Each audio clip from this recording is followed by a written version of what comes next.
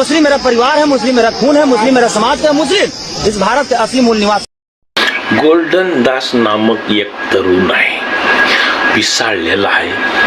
तो आंबेडकर, कट्टर आंबेडकरवादी आहे.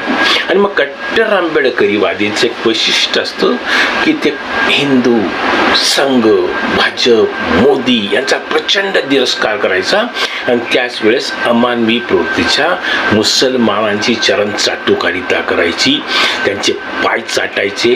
तोच करते. मुस्लिमांचे भाई आहेत, ते मूळ निवासी आहेत, ते मूळ निवासी आहेत. मग हिंदू काही परकेत उपरे आहेत. मग हिंदू उपरे आहेत, हा गोल्डन दास का 3 पाट मनुष्य, तो सुद्धा उपऱ्याच आहे ना. मग तो तर काही मुसलमान नाही आहे.